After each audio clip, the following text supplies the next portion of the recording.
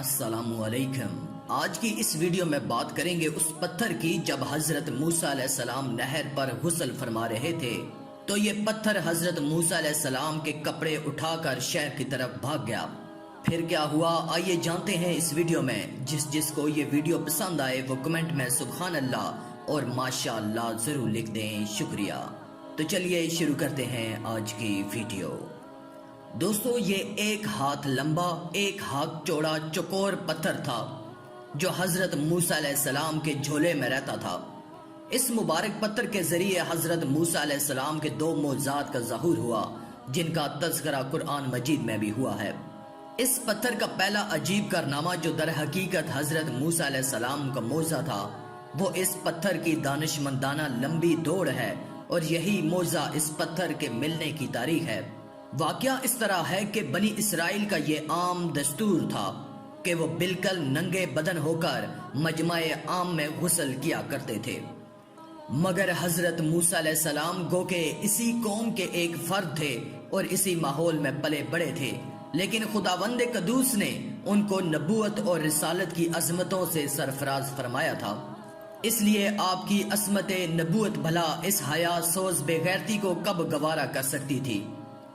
آپ بنی اسرائیل کی اس بے حیائی سے سخت نالاں اور انتہائی بیزار تھے، اس لیے آپ ہمیشہ یا تو تنہائی میں یا تہبند پہن کر غسل فرمایا کرتے تھے۔ بنی اسرائیل نے جب یہ دیکھا کہ آپ کبھی بھی ننگے ہو کر غسل نہیں فرماتے تو ظالموں نے آپ پر بہتان لگا دیا کہ آپ کے بدن کے اندرونی حصہ میں یا تو برس کا سفید داغ یا کوئی ایسا عیب ضرور ہے کہ جس کو چھپانے کے لیے یہ کبھی برہنہ نہیں ہوتے، اور ظالموں نے اس تہمت کا اس قدر اعلان اور چرچا کیا کہ ہر کوچے اور ہر بازار میں اس کا پراپیگنڈا پھیل گیا۔ اس مکروہ تہمت کی سورش کا حضرت موسیٰ علیہ السلام کے قلب نازک پر بڑا صدمہ اور رنج گزرا اور آپ بڑی کوفت اور اذیت میں پڑ گئے۔ تو خداوند قدوس اپنے مقدس کلیم کے رنج و غم کو بھلا کب گوارا فرماتا اور اپنے ایک برگزیدہ رسول پر ایک عیب کی تہمت بھلا خالق عالم کو کب اور کیوں کر اور کس طرح پسند ہو سکتی تھی۔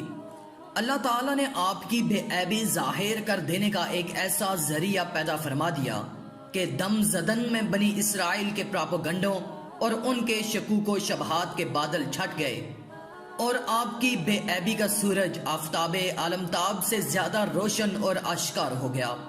اور وہ یوں ہوا کہ ایک دن آپ پہاڑوں کے دامن میں چھپے ہوئے ایک چشمے پر غسل کے لیے تشریف لے گئے، اور یہ دیکھ کر یہاں دور دور تک کوئی انسان کا نام و نشان نہیں ہے، آپ اپنے تمام کپڑوں کو ایک پتھر پر رکھ کر اور بالکل برہنہ بدن ہو کر غسل فرمانے لگے۔ غسل کے بعد جب آپ لباس پہننے کے لیے پتھر کے پاس پہنچے تو کیا دیکھا کہ وہ پتھر آپ کے کپڑوں کو لیے ہوئے سر پٹ بھاگا چلا جا رہا ہے۔ یہ دیکھ کر حضرت موسیٰ علیہ السلام بھی اس پتھر کے پیچھے پیچھے دوڑنے لگے کہ سوبی حجر، یعنی اے پتھر میرا کپڑا، اے پتھر میرا کپڑا۔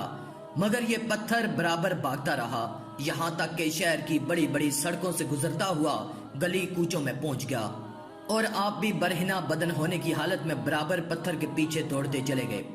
اس طرح بنی اسرائیل کے ہر چھوٹے بڑے نے اپنی آنکھوں سے دیکھ لیا کہ سر سے پاؤں تک آپ کے مقدس بدن میں کہیں بھی کوئی عیب نہیں ہے، بلکہ آپ کے جسم اقدس کا ہر حصہ حسن و جمال میں اس قدر نقطۂ کمال کو پہنچا ہوا ہے کہ عام انسانوں میں اس کی مثال تقریباً محال ہے۔ چنانچہ بنی اسرائیل کے ہر فرد کی زبان پر یہی جملہ تھا کہ یعنی خدا کی قسم موسیٰ بالکل ہی بے عیب ہے۔ جب یہ پتھر پوری طرح حضرت موسیٰ علیہ السلام کی بے عیبی کا اعلان کر چکا تو خود بخود ٹھہر گیا۔ آپ نے جلدی سے اپنا لباس پہن لیا اور اس پتھر کو اٹھا کر اپنے جھولے میں رکھ لیا۔ اللہ تعالیٰ نے اس واقعے کا ذکر قرآن مجید میں اس طرح بیان فرمایا ہے کہ اے ایمان والو ان جیسے نہ ہونا جنہوں نے موسیٰ علیہ السلام کو ستایا تو اللہ نے اسے بری فرما دیا اس بات سے جو انہوں نے کہی، اور موسیٰ علیہ السلام اللہ کے ہاں آبرو والا ہے۔ اس پتھر کا دوسرا معجزہ میدان طیہ میں وقوع پذیر ہوا۔